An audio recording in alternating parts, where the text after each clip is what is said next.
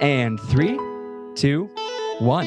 Hello and welcome to another edition of A Humanistic Perspective. As always, I am Chad Castilla, and today I have the pleasure of being joined with Beate Chelette. Beate is a mother, an entrepreneur, a business strategist, and above all else, a well-rounded and amazing human being. And I can't wait to have this conversation and share your life story. Beate, thank you for joining me. It is such a pleasure to be here. I can't wait to get started. All right, let's do it. So I was hoping you could take me back. I believe you grew up in Germany, correct? Correct. All right, let's go back to your childhood. What is your experience like growing up? What's going on around you? What is the family life like with your parents? How is the school system for you? Could you sort of share a little bit of that light? Sure, Chet. So I'm probably like a lot of your listeners. I'm not fitting in, shockingly. And Germany, if there's one thing to be true about Germany, so there's good and bad things about that, because everything is so regulated and everything is, that's just the way it is, and it's been done a certain way for a really long time. And there's rules and regulations and you always know what to expect. And I never felt that was really right for me. And I do believe that there are places where you're meant to live and places where you should not live. And that so each city, each country has their own vibe. And so for me, the first time I felt that I really belonged somewhere was when I arrived in Los Angeles. And Los Angeles to me is the city of misfits. And so I fit right in. And magically, all the misfits together create this crazy city that we call Los Angeles. So my childhood was very middle class childhood. Classic middle class thinking: get an education, get a job, work hard, work before you have fun, make sure all the work gets done, let the work speak for itself, don't speak out of turn, follow the rules. Now, did you have siblings in the house? Yeah. I have a bigger brother and a younger sister. Okay. And for me, rules are there for two reasons: to break or bend them. And I love that. Was it so what was the dichotomy like as a middle child? Did you just feel like you had to go that way? Was your brother maybe more of a rule follower and your sister maybe it was similar way, or how was that dynamic? How did you know my brother's a rule follower? Well, I just feel like I myself am the oldest, and I'm pretty much in that similar boat. And my brother is the one who likes to do that dissonance or clash with the status quo. Well, I think that maybe it's because, the middle child somehow ends up being the accident, whereas the first one is the hail to the oldest child. And then the little one, oh God, look how cute she is. She can't do no wrong. And then there is me, boom, smack in the middle. And it's like, hey, somebody can pay some attention to me here, please. Sure. What city were you growing up in Germany? So I'm born in Munich and I grew up in Nuremberg. Okay, cool. Very nice.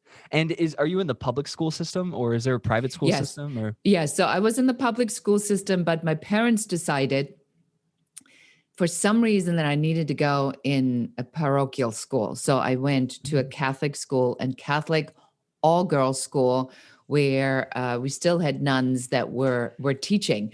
So as you can tell, it was a remarkable experience of no creative expression. Right. Yeah, I'm sure you felt so like locked or held back in that type of environment. I can't imagine. So how do you transition or come to LA, and how do you get out of Germany? What's going through your mind? Did you want to be an entrepreneur at this point, or was that like completely out of the picture?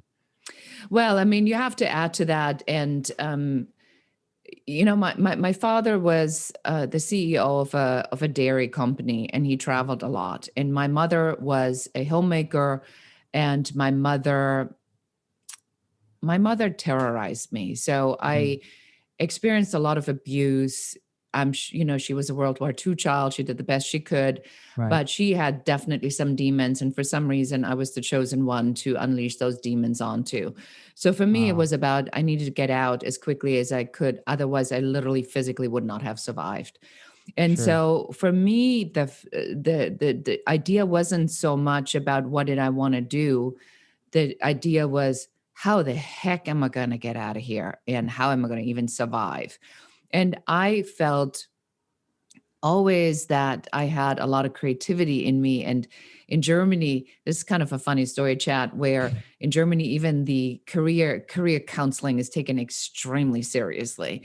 So you Really? go through like pages and pages and pages of multiple choice forms. And do you like being outside? Sure. Do you mind carrying weights? No. Are you afraid of heights? No. And you just go through it. And at the end of these 9 pages, I want you to guess what it said that I should be. Oh, okay. So you're a creative type. You just took this test. I'm assuming it said something like maybe a glass blower or an artisan of some type. That's what I thought. The test said I should be a roofer. Wait, what? Because I wasn't Whoa. afraid of heights. I liked being outside and I didn't mind carrying gear, right? And so it Wow. says I should be a roofer. So is this test extremely literal? Like exactly how you answer it will probably give you an outcome to that? Well, that would be the German way, wouldn't it be? Yeah, And right. so yes, yes, yes, yes, and yes, and yes. So I raised my hand and I said, no offense toward roofers, but no, this is not my job. I said, why can't I be, and it wasn't a glass blow. I said, why can't I be a jewelry designer? And she says, there's too many applicants, not enough jobs. Then I said, well, why can't I be a textile designer? Somebody's got to design all these fabrics. And she says, too many applicants, no jobs. I said, oh, I got it. I'm going to be a photographer. And guess what she said, Chet? No, too many jobs, oversaturated market. There you go. And so I became a photographer anyway. And how old are you when you have to take this test? 17. 17. So they expect you to do most people in Germany end up sticking to that exact path that they choose at that age? Yeah, those are the rules and we follow the rules. Yeah. What? There's no midlife crisis. It's time to switch career paths. There's interesting. No, everything in Germany, we still have a lot of apprenticeship where you decide what you want to be and then you become an apprentice and then you do that for 3-4 years and then you get your apprenticeship whatever associate degree and then that's what you are. And most people in Germany to this day, once they decide on something, that's what they are for the remainder of their lives until they die. Wow, what an interesting cultural dynamic there to really take on. So you're a 17-year-old photographer now. Do you start a website? Do you open up an entrepreneurial route, or what is next for you? What happened? Well, there was no internet at that time. So, I'm sorry there were no smartphones. We didn't even have cell phones. Sure. I'm a photographer and I got my photography degree at the Photo Institute in Munich. And then I started being an assistant, but I realized very quickly that I was much better at the business behind the creativity. I understood creatives and I love creatives and I love the unruly, the non-conforming, the colorful, the crazy, but I'm really good at business. And so I became photo editor at a small magazine and then I moved to Elle Magazine, Germany, and I'm 23 and I'm the photo editor of Elle Magazine in Germany. How big is that? Are we talking like a Rolling Stones here in America type of magazine? Yes, that is when you're in fashion. It's like there's Vogue and Elle Magazine. Okay, Those were the two magazines. I mean, it's like right up there. I mean, the world will do anything to get a job like that. And I didn't want to do that anymore. I thought the people were horrible. I thought the women in fashion were, can I say this? Sure. It's a B word. Yes, you can say whatever you want on the podcast. All right, good. So I'm going to say they were real bitches with each other. Wow. And it was a lot of backstabbing, like all the things that you think about that happens in this industry. It's all true. Yeah. And and then I'm already a photo editor. And so where am I going to go from there? And so I asked my editor-in-chief, with whom I'm still friends today. And I said to her, well, what am I going to, where am I going to go from here? I'm 23. I'm already running the photo department. Where am I going to go? And she says, well, first you're going to do this for a while and then you become a senior photo editor. I said, but I'm already doing the work. So to get a title for something I'm already doing. I mean, Jed, It just isn't logical, right? it's just not logical. And so she says, well, I mean, do you want to be an art director? I'm like, no. And she said, you want to be an editor in chief? I said, no. And she says, well, I guess then there's nowhere to go for you. Right.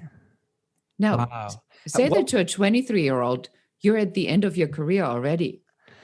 I was about to say, I wanted to get into, you're talking about this experience there, but at night I can feel it from the story. The dichotomy of you is just like, this is not the real, there's no passion. I'm fine with doing what I'm doing, but there's no real passion in it. What were the nights like? Were there some nights where, maybe you're going through your feelings and your emotions and it's really difficult? Were there some nights where, you're excited about an idea of being curious and getting away? What was the emotional landscape that you're facing, when you're off the clock during this period of your life?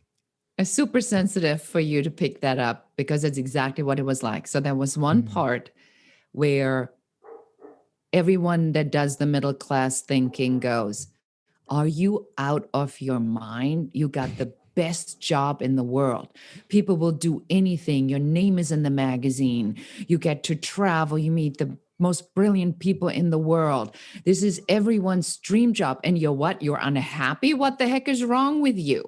Right. And then there is this part where you go, I've already achieved so much at such a young age. This isn't my creative expression. This isn't who I'm meant to be. And the dichotomy that you're referring to, the conversation was, I didn't want to be known for what I did. I wanted to be liked and known for who I was. And that's powerful. Huge Could you repeat that one more time? Just say that one more time again. Yeah. So I said, I didn't want to be known for what I did. I wanted to be known and liked for who I was. And this is a trap that a lot of people fall into, especially when you listen to the big internet marketers and the entrepreneurs and the fake 4-hour work week. Oh my gosh, I know exactly. It's huge. And it's just this bullshit of where you hear, yeah, and then you get to drive the car and you got all the appeal. That's not fulfilling, because when you have money or power, people will pretend they love you. They'll never tell you the truth. They fall over backward. They'll backstab you. They talk behind your back. They will not tell you the truth because they want something from you. But I wanted to become a person that I liked. And my father, Chad, said something very profound to me. My father said, at the end of the day, there's only one thing that matters. When you come home at night and you look in the mirror, you need to like the person looking back at you. 100%. Because nobody else. It's just you and your reflection in the mirror. And if you don't like what you see, you got a problem. And so I wanted to look in the mirror and like that person. So what was the jumping off point? When did the seam finally burst and you actually left the company and took the next step? What was it? When my father got fired. Because my father was cocky and my father was brilliant. And he was the CEO, correct? And he was the CEO. So did he get voted out by the board? Yep. Wow. Because he was getting too cocky and too bold and too brazen, and they wanted to teach him a lesson. They were never prepared for the majority to vote him out. And then they didn't have any plan. They didn't have succession plan. They didn't have a replacement. They had nothing. They just wanted to teach him a lesson, and suddenly he was fired. How did the health of the company do after that? Sorry to tangent on that. It never recovered. Never recovered. But I learned in this moment that I was very much like my dad. And that if I continued down the road to take my self-esteem and my satisfaction out of what I did and not who I was and how I was being perceived, I was going down the exact same road. And that's when I said, no more, I'm leaving. Wow. And so do you immediately move to America? Yes. Did you have a boyfriend, a job you were chasing, or was it just quite literally entirely new environment? I was like, that's it, I'm done. I had a boyfriend in Germany, and an apartment in Germany. Did they all come with, or did he come with, or? Nope. No. I wasn't taking anybody. Sure. I realized that it was time for me to do something that I never had the courage to do, that I wanted to do, that I needed to do something that really pushed me beyond what my capabilities are. And I think this is really critical, Jed, for your listeners to pick up on, because you and I, we talked before we started the show a little bit about a lot of the confusion that a lot of people are in right now, where they go, what's the right thing to do? Should I follow this? Should I do that? Is a job better? Is entrepreneurship better? Should I follow my dream? What the heck are my dreams after my dreams just have been completely shattered and squashed? Well, that's where you start. You think about what is that fear that you have of not being good enough, of not being worthy, of not living up to your potential. Because the one thing I can tell you with absolute certainty, Chad, is nobody got here to be mediocre. Nobody made the commitment to be mediocre. Mm-hmm. So that's the point where I said, that's it. Yeah, I have a lot what other people consider desirable. Right. But it wasn't right for me. I needed to figure out who I was, and I needed to be courageous to do that. And so I said, yep, I'm going to go to America. That's it. I think it's really surprising because the first thing that comes to mind when you say all of this is it's extremely humbling. I think too many people nowadays are so focused on A, because of media and technology, but also B, just because we're, a lot more connected and involved as a generation, but we're so worried about the external. And I think there's something extremely humbling about sitting down, taking that reflection period and being able to talk and say to yourself and have that realization that I need to actually do something in my life that is for me. And I think, specifically with younger people, because a lot of my demographic is fairly young, that experience is sometimes so overwhelming. It can cause so much anxiety. But if people just fell into the uncomfortability a bit more, who knows what could sprout from it. So. Yes, and that leads us into a piece, Chet, I really want to share, and that is my encouraging everyone who is listening to this to fail faster. Mm-hmm. That when you are, I read a book a long time ago. It's called The Optimistic Child. And it said that the difference between a lot of other countries and America is that America has this crazy expectation that you have to feel good all the time. Mm. So when you go to school and just because you have perfect attendance, you get a certificate. So so you're getting rewarded for not having an illness, for not being sick. Who does that? That's ridiculous. Who tells you good job, Chad, for not being sick throughout the years if you had any control over that, right? So you drag yourself into school with 102-degree fever because you want to get this award at the end of the year. I mean, this is just ridiculous. So the expectation that you have to feel good all the time, you got to let that go. Right. Because the brilliance is not found when the sun shines. The brilliance is found in the darkness.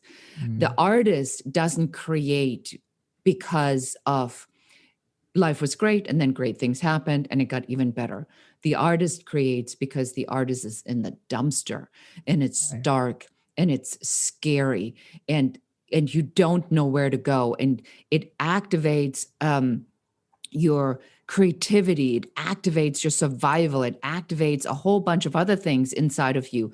That's where the juice is. That's, I think, what a lot of times the generation right now is not grasping is perfection is an illusion. Yes. Mm. It is in the failure that you find the richness of life. My failures are my greatest successes. Every mistake I made is a medal in my honor. I earned every wrinkle, every brown spot, every piece of cellulite on my body. I earned all of that because right. That is the story I tell. And the story isn't the story of just happy-go-lucky. The story is it's hard. I fought for it. I was $135,000 in debt. I'm a single mom and an immigrant. I'm going through a horrible divorce. I know nothing about relationships. Is this all while you're moving to LA? All of that occurred during that move? That came right after. Right after. So how did you end up in that? Let's maybe talk through that. What occurred when you got here to LA? Did you immediately take a job? Did you go into the entrepreneurial route? What was your first step? I was a nanny on a houseboat without water and electricity in Key West. Do you No like kidding. it that I make another left turn for you? Yeah, entirely. That's crazy. So how did you even start your first business? What gave you the idea to do that? Well, I mean, going to Key West was my way of, I had to just get off this Elle magazine fashion thing. I just Sure. had to hit ground again. And so I moved afterward to Los Angeles pretty quickly, about 4 months later, and I found a job as an artist representative because of my experience. And I worked for a small company representing hair and makeup artists. And then I started to represent photographers because that was my experience, Sure. was photography and production.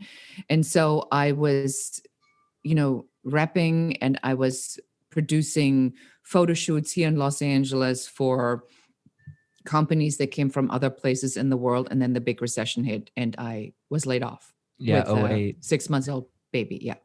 Oh my gosh, I can't imagine. That's crazy. And so what I wanted to ask, I actually think I wrote this question down. What was harder, being a mother or being an entrepreneur? To me, they are really not to be disconnected because I didn't, I don't have family here. So there's nobody I can park my daughter, no dad that comes and takes her, no mom that she can go to for the weekend.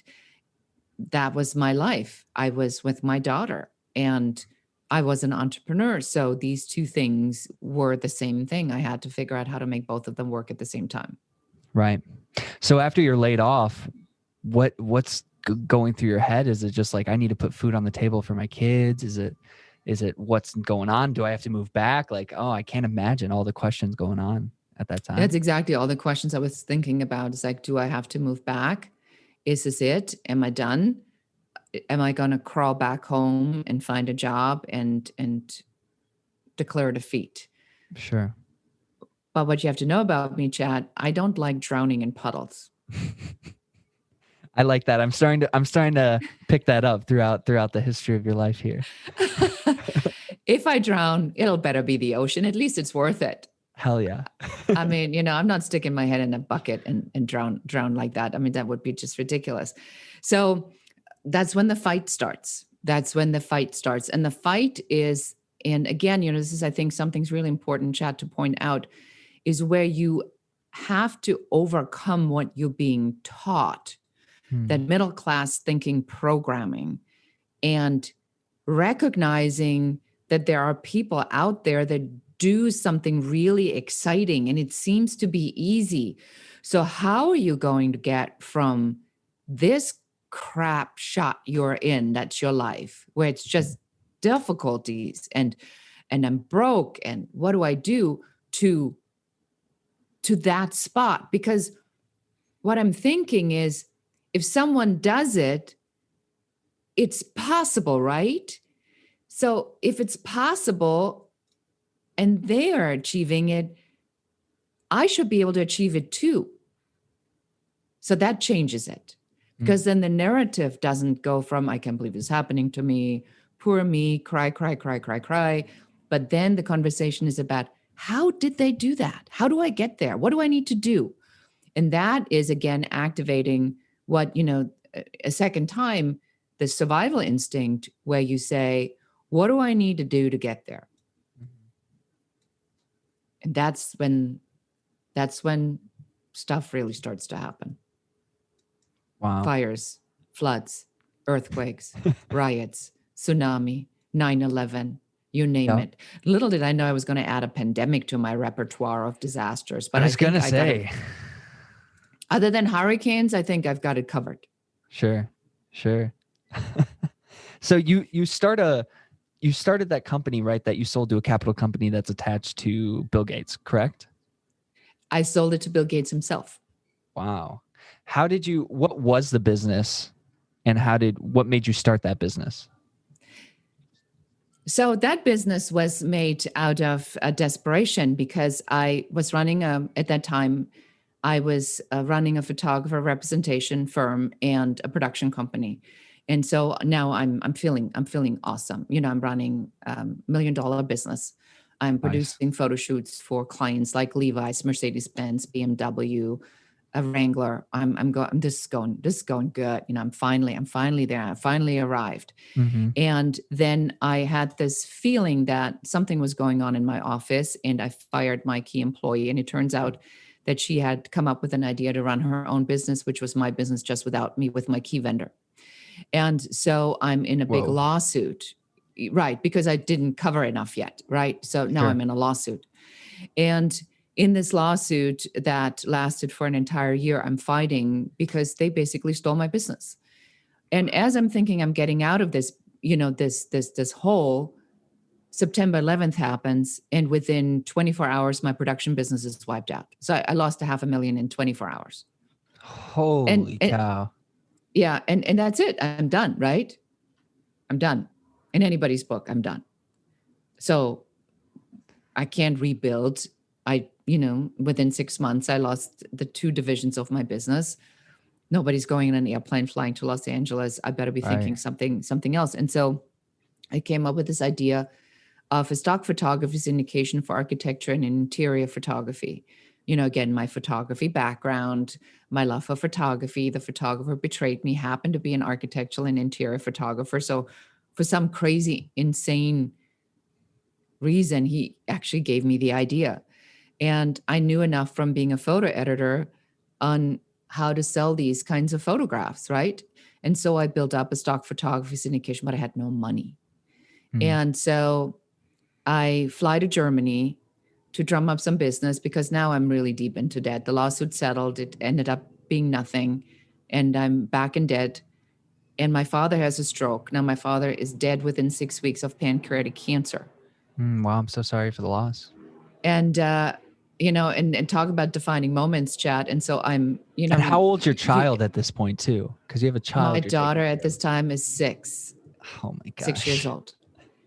And at this time, talk about a compound effect. I Yeah. mean, I've had nothing but hard knocks for 10 years, right? You think it's game over now. I mean, what else can happen? Now I lost my best friend, my biggest supporter, my advisor, my number one fan, the cheerleader, the CEO of the Beate Can Do Anything committee. Mm-hmm. And I fell to my knees in Bavaria on this beautiful mountain in front of this Baroque church overlooking the whole valley. And I yelled at God. And I said, if you have a plan, this would be an excellent moment to fill me in Yeah. what the details of this grand plan of yours are, because I am not seeing it. And at that time, I surrendered. That's it. Mm-hmm. I just surrendered. I said, okay, if I drown now, it's not a puddle. If I drown now, it's an ocean of dead. And I surrendered, and I said, I go back and I'll see what I can do, and whatever happens, happens. I get a letter from the White House, Chat. The White House. Because I wrote a letter in my desperation to the President of the United States. How long before the mountain experience did you write that letter? That was about 3 months, 4 months before that. Whoa, that's so weird then, because that's a pretty long amount of time. 2 weeks is like, okay, wow, they actually received it and they were actually timely about it. But 3 months makes it like completely detached from your experience on the mountain. And so whoa, that's unique. That's cool. So what does this letter say? The president sends his best wishes.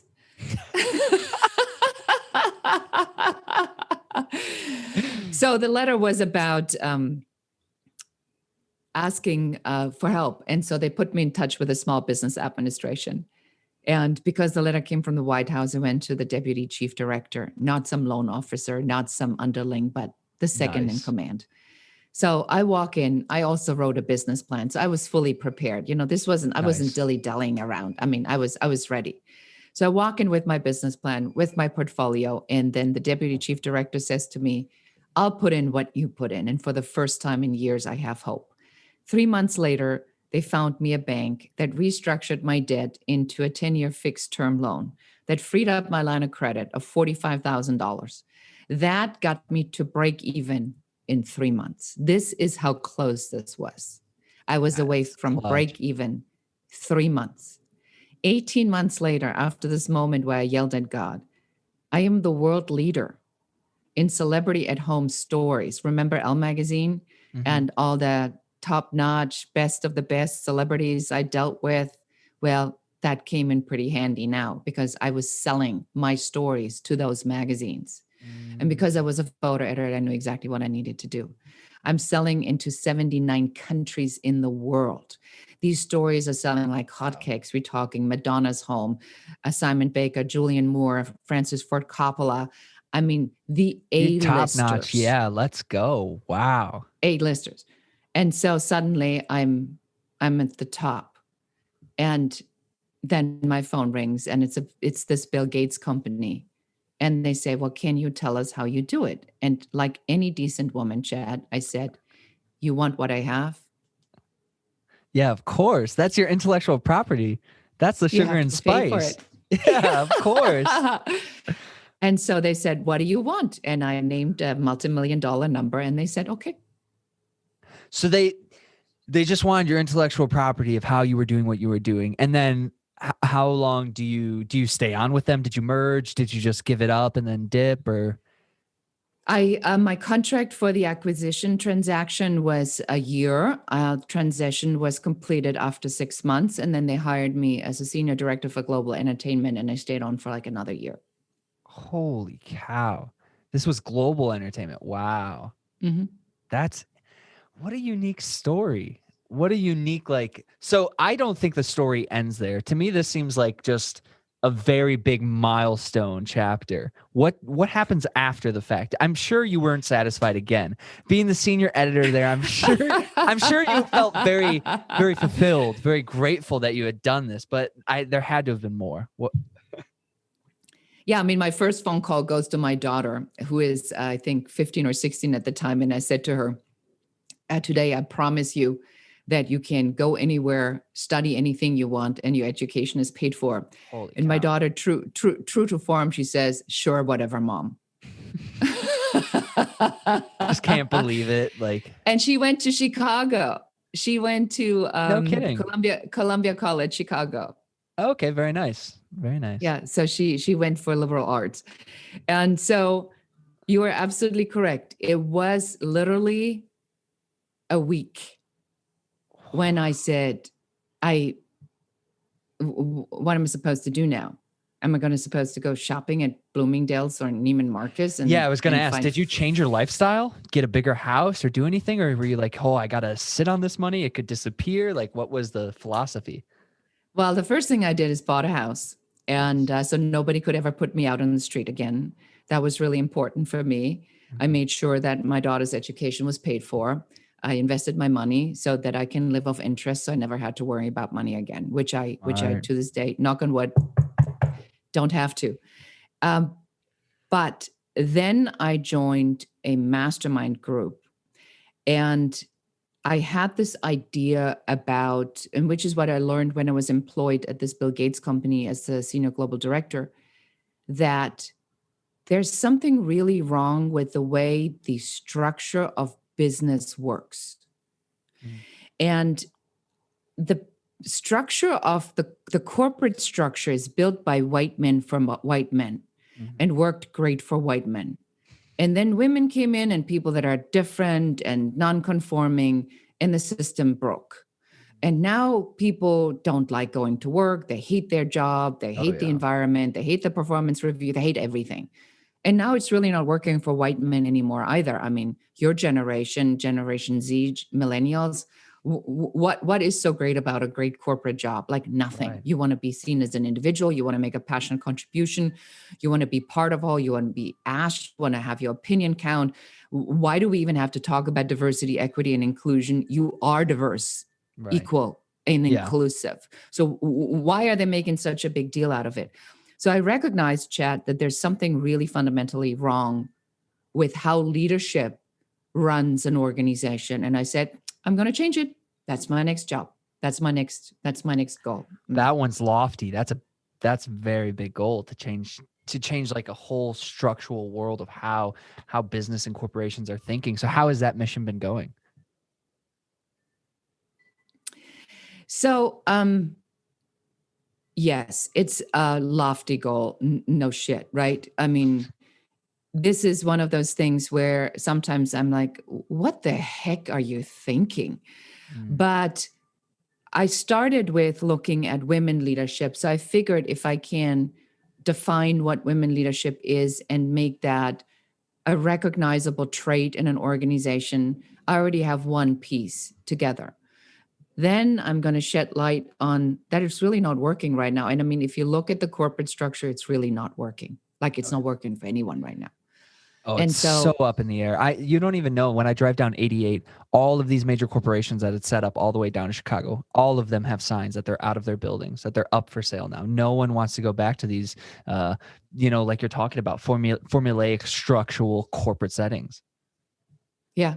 And so, well, I have a solution for that. And it is really, in its essence, Chad, it's a new business code.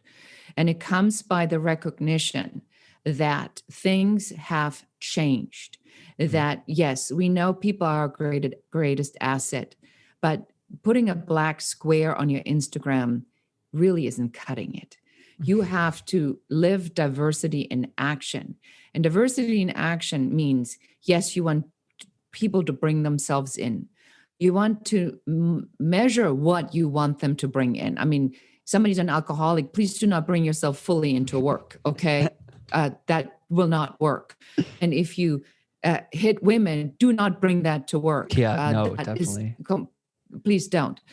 But can I look at you and I say, what do I need to change to see what Chad thinks and brings to the table that I can use for the greater good of everything? And that's what made me want to be on your podcast, is that humanistic attribute to say, okay, yeah, Chad can do the job, but what else does Chad have that I need to know? And so that's my goal right now in this new business code that I'm been working on for a decade, to really get that message out. And now, for the first time, I think the environment is right to hear it. Okay.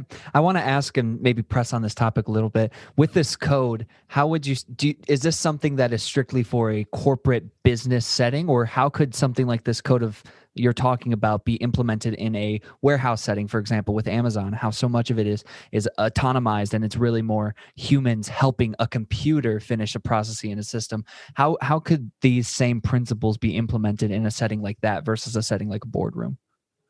So the first thing that you'll do is you go to any team, any entrepreneurship, any company, small, large, the whole organization or individual teams, and you go to the to any group and you say, we know what our vision is, we know what our mission is, we know what our core values are, but what are our leadership attributes? I call this the fourth element.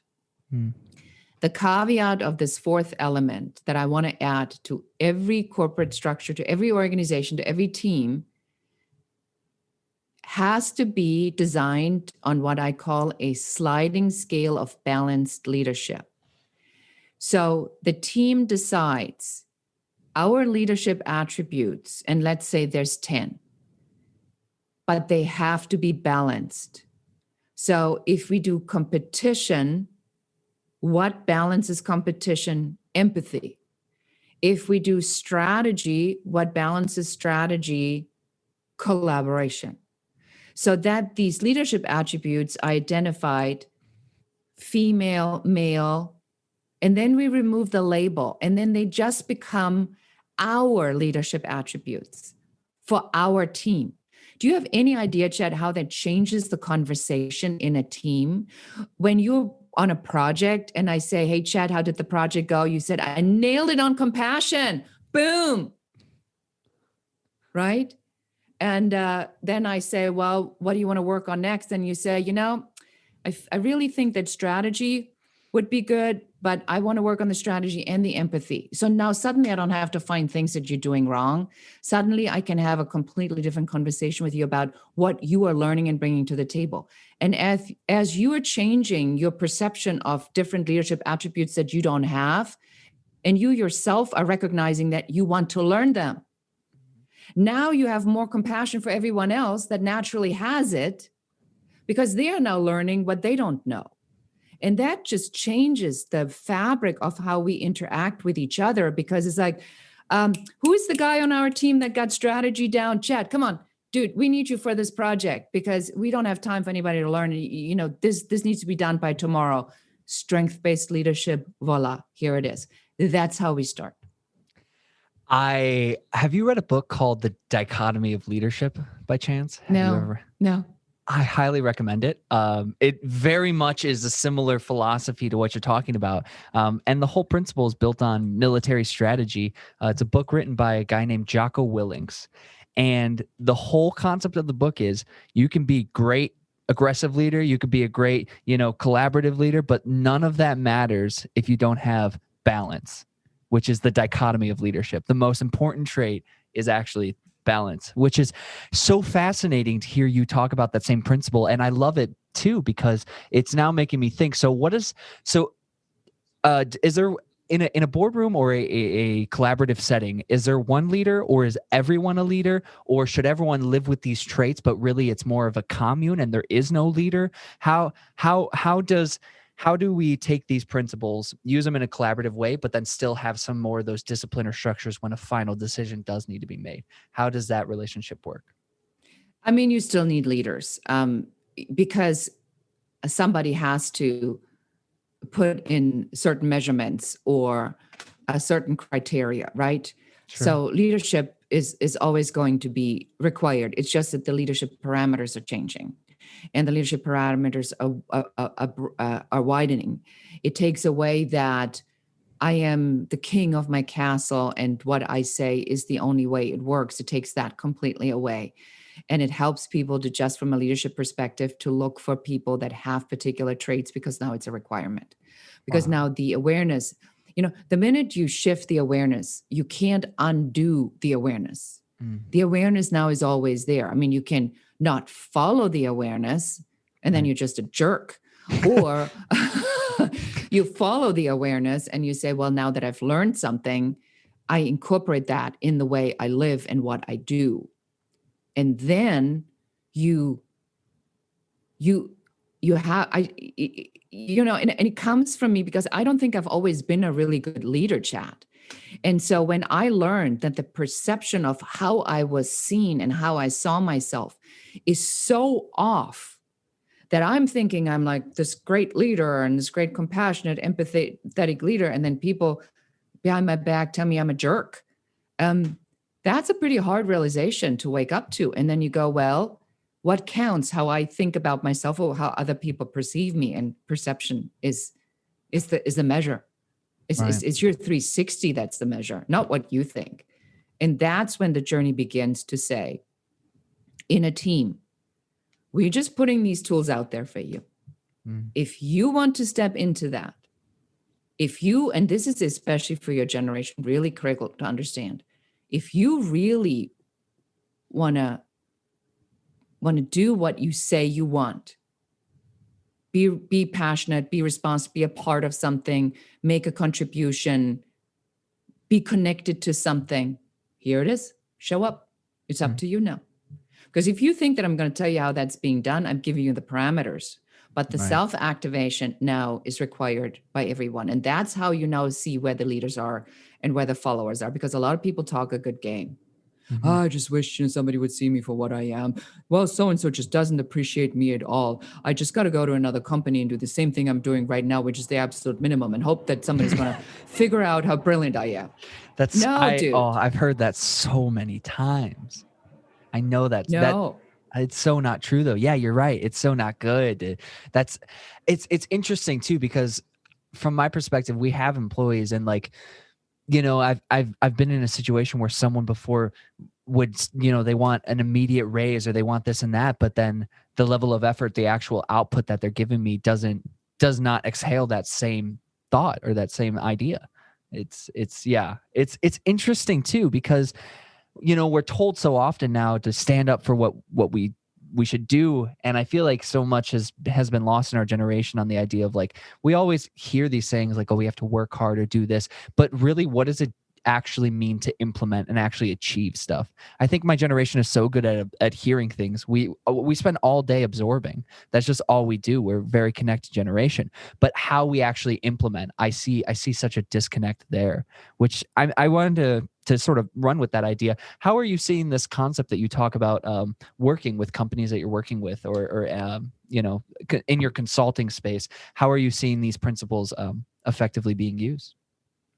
Yeah. So the way we start is we always start with strategies. So I'm at heart a strategist. So I go in and I figure out where are they now and where do they want to go. And a lot of times, what happens is that in an organization, they think the problem is retention and engagement, but it's like an octopus. The octopus sits somewhere and it has 8 tentacles Mm, that are showing up in different pieces of the organization.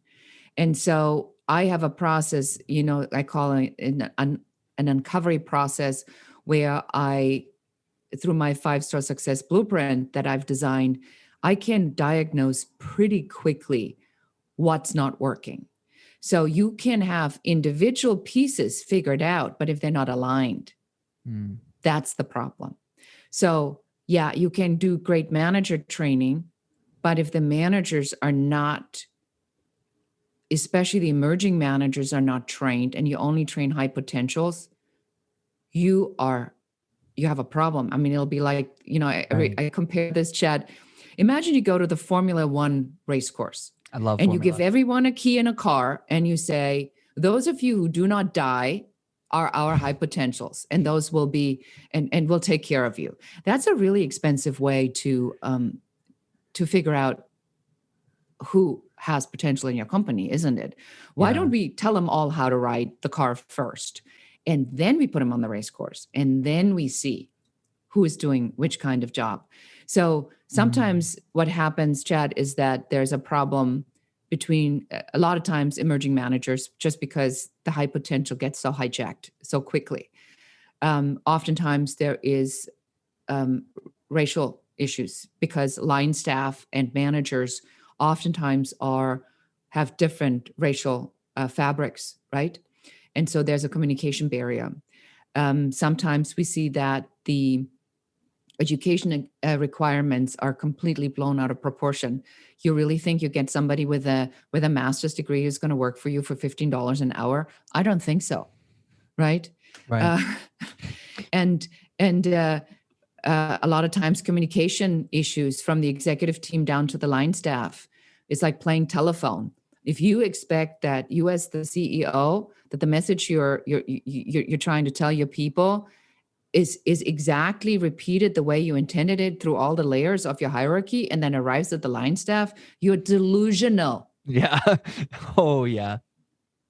You're delusional because people withholding information, people forget stuff, people leave things out, people don't want people to know certain things, people want to remain in power. And suddenly people go like, we have a communication issue, we don't know where it's coming from. You, as the CEO, it's your job to make sure that your communication channels are open. So we go in and we first help them figure out where those different pieces are that are not aligned. And when you come in from the perspective of alignment, it's a lot easier because there's less barriers when you come in from alignment versus you're doing something wrong. And then slowly but surely, we're introducing these concepts Mm, as we are working with the teams in the strategy sessions, in the training sessions, in the educational stuff, in the follow up stuff, where we then introduce these concepts and say, have you thought about this? What is another way to look at what are your attributes that you're bringing to the table?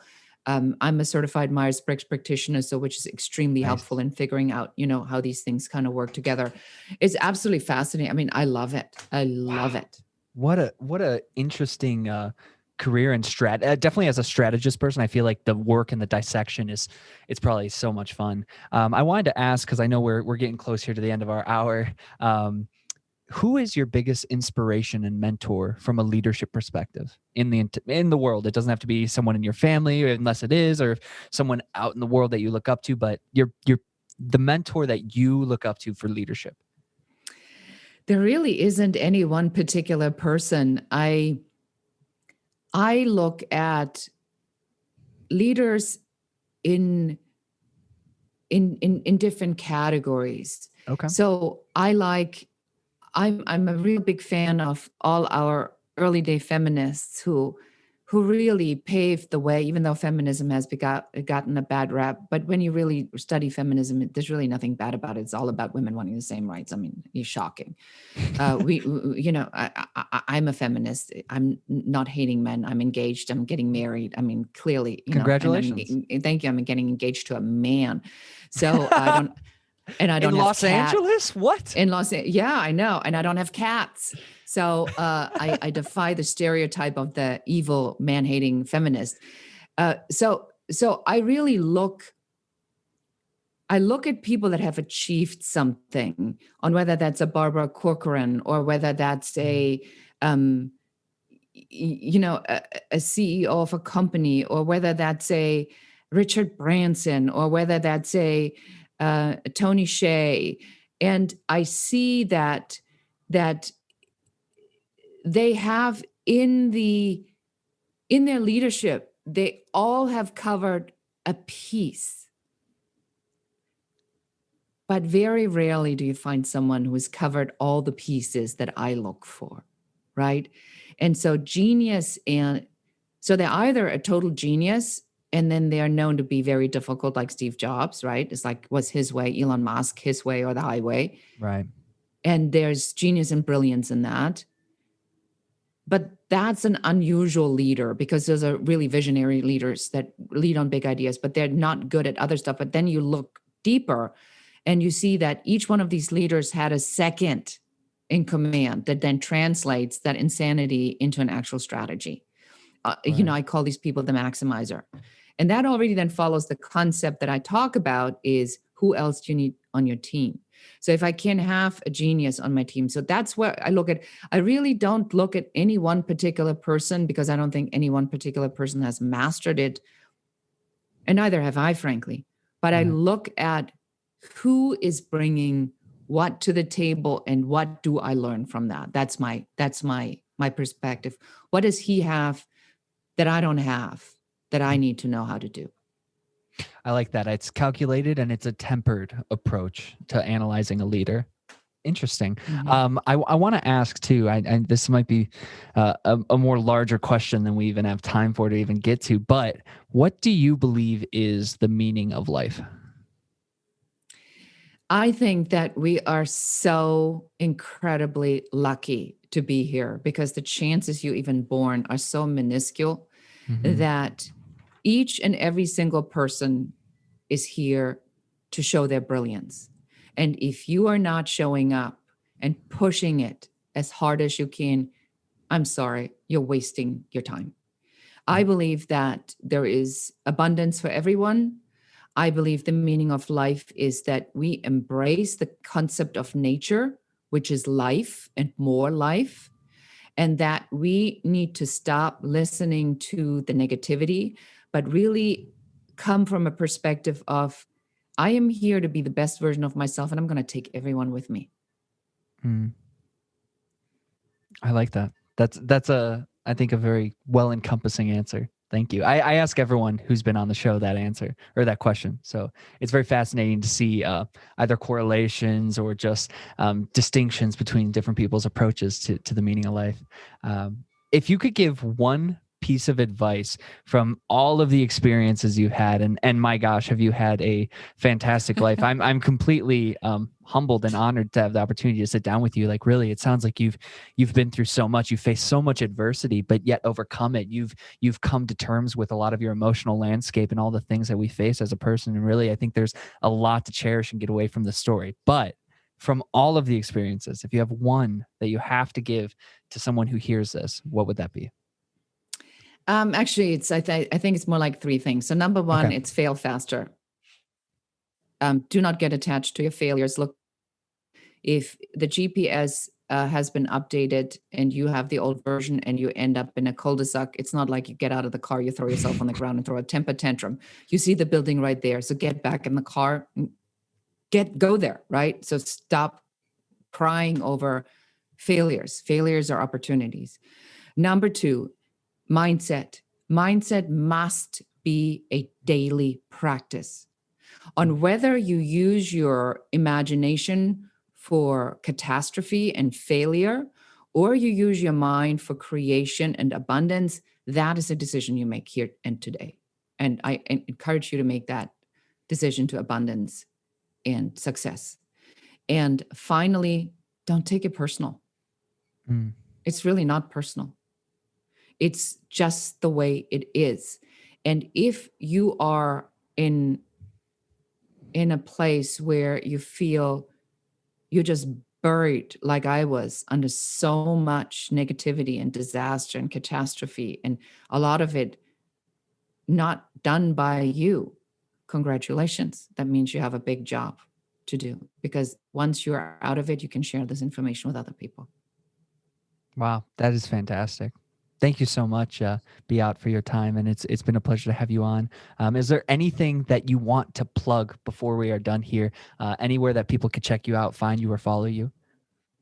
Yes. So if you are stressed out of your mind and need some balance, you can go to my website, balance.tips, where I show you on how to actually manage your time better. If you're an entrepreneur and you want to find more clients, you can go to airtightavatar.com, which is a masterclass on how to find really good clients. You can always reach out to me directly. I'll be happy to put my email in the show notes, bc@beatechelette.com. I love to hear from the audience. I love to hear your takeaways. If you have any questions about personal growth, business growth, just reach out. I'm on all social media, Instagram, Facebook. I have a LinkedIn group, the Entrepreneur Forum, with over 60,000 people in it. Just join the community and start sharing, and let's help each other. It's fantastic. And before we wrap up here, one last question. Where do you see yourself going in the next 10 years of your life? What do you want that to look like? Okay, so I want you to hold that vision for me. So we are in a football stadium. There are 60,000 people that come to hear about the new business code, that are listening to how they can find better fulfillment in their careers, and how they can be better leaders, and how they can make bigger contributions, and how they can acknowledge each other and help each other to become better leaders and visionaries in the world. That's my big vision. And then when you go to my grave, it will say, "Here lies a woman that was instrumental in defining women leadership." Wow. That is fantastic. Thank you so much again for your time. And folks, make sure, as always, to go check out her work. And thank you for joining us. This has been a fantastic episode of A Humanistic Perspective. As always, I'm Chad, and I hope you have a great day. Peace.